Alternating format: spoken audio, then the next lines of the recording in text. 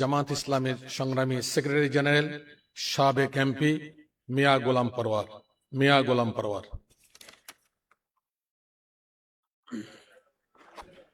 আসসালামু আলাইকুম ওয়া রাহমাতুল্লাহি ওয়া বারাকাতুহু। আলহামদুলিল্লাহি রাব্বিল আলামিন, সালাতু ওয়াসসালামু আলা সাইয়্যিদিল মুরসালিন ওয়া আলা আলিহি ওয়া সাহবিহি আজমাইন। 11 দলীয় ঐক্যের উদ্যোগে আজকে গণভোটের রায়ের বিরুদ্ধে সরকার এবং সংকটের মুখোমুখি বাংলাদেশ শীর্ষক আজকের এই জাতীয় সেমিনারের সম্মানিত সভাপতি, সম্মানিত প্রধান অতিথি, জাতীয় নেতৃবৃন্দ, বিদগ্ধ আলোচকবৃন্দ, সুধীবৃন্দ, সাংবাদিক বন্ধুগণ, আমরা আজকের এই যে কি নোট পেপার প্রেজেন্ট করা হয়েছে, আলোচকরা এ পর্যন্ত যত চমৎকার তথ্য সমৃদ্ধ বক্তব্য রেখেছেন, তাতে জাতির কাছে, দেশবাসীর কাছে পরিষ্কার আজকে যে সংকটের মুখোমুখি বাংলাদেশ, এই সংকট তৈরি করেছে বিএনপি। বিএনপির তৈরি করার সংকটকে বিএনপিকেই সমাধান করতে হবে। পার্লামেন্টে যে সংকট, যে বিতর্ক, যে তর্ক, যে আলোচনা হওয়ার সুযোগ আছে, আপনারা আমাদের মাননীয় বিরোধী দলীয় নেতা, বিরোধী দলের চিফ হুইপ সহ সকল এমপিদের কণ্ঠকে রুদ্ধ করার চেষ্টা করছেন বাকশালী কায়দায়। ফলে বাধ্য হয়ে আমাদের জনগণের রায়, গণভোটের রায় কার্যকর করার জন্য 5 কোটি মানুষ যে গণভোটে ভোট দিয়েছে, সেই জনগণের কাছে যাওয়া ছাড়া উই হ্যাভ নো অল্টারনেটিভ, আমাদের সেখানেই যেতে হবে। এটি আমাদের বিরোধী দলের নেতা বলেছেন। তবে আমরা অনুরোধ করব, জনগণের ভাষা বুঝুন। সংবিধান শুধু আপনারাই পড়েন না, আপনারাই বুঝান না, পার্লামেন্টে একেবারে বই উঁচু করে বলেন জুলাই সনদের সব অক্ষরে অক্ষরে মানব, এই বিধি, এই ধারা। আজকে সংবিধান বিশেষজ্ঞ, রাজনৈতিক বিশ্লেষকরা চমৎকার করে আলোচনা করলেন। এটা মনে রাখবেন, সরকারি দলকে বলবো, আপনাদের বাইরে সিনিয়র আইনজীবী, সংবিধান বিশেষজ্ঞ, আইনজ্ঞ প্রচুর আছে।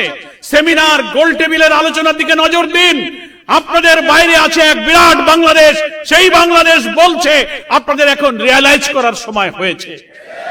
কেবল গত পরশুদিন আইনমন্ত্রী, স্বরাষ্ট্রমন্ত্রী, চিফ হুইপ বসে বলেছেন, হ্যাঁ গণভোট যেহেতু হয়ে গেছে তাই এটা বৈধ। প্রথম বলেছিলেন গণভোট বৈধ না, সংস্কার পরিষদ বৈধ না, প্রেসিডেন্টের অর্ডার বৈধ না। তো কেবল একটা বলছেন হয়ে গেছে তো বৈধ হয়েছে। আপনারা মানুষের ভাষা বোঝার চেষ্টা করুন। মানুষের প্রশ্নের কি উত্তর দেবেন? জনগণ প্রশ্ন করছে যে মাননীয় প্রধানমন্ত্রী এখন যিনি ক্ষমতায় আসেন, নির্বাচনের আগে তিনি উত্তরবঙ্গে আবু সাইদ মুগ্ধর কবর জিয়ারত করতে গিয়ে তো শেষ পর্যন্ত গণভোটে হার পক্ষে ভোট দিতে বলেছিলেন। এখন মানুষ আমাদের প্রশ্ন করে, তাহলে প্রধানমন্ত্রী তো দেখলাম গণমাধ্যমে ভোটের দিন 12 ফেব্রুয়ারি উনি ভোট কেন্দ্রে ঢুকলেন। তো ভোট কেন্দ্রে ঢুকলেন মানে আপনি হাতে ভোট দিয়েছেন?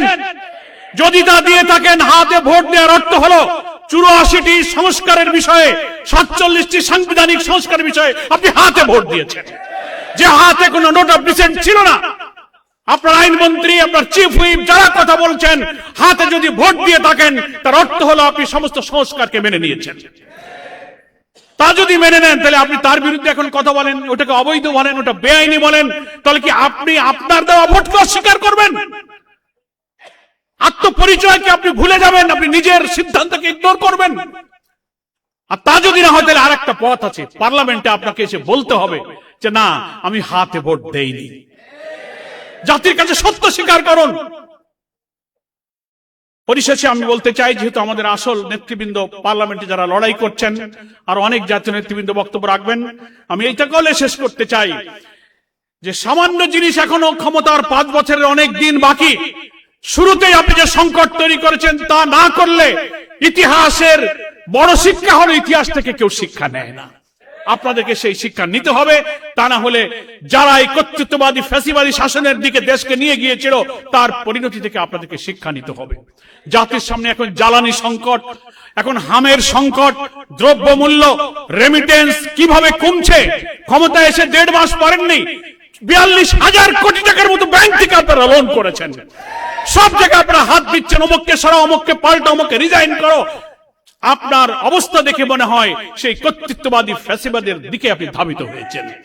সেখান থেকে ফিরে আসুন, এই সংকটের সমাধান করুন।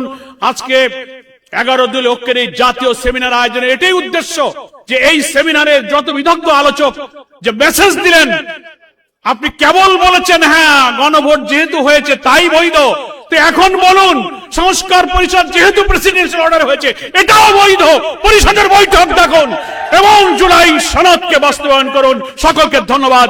আল্লাহ হাফেজ। বাংলাদেশ জিন্দাবাদ। 11 দলীয় ঐক্য জিন্দাবাদ।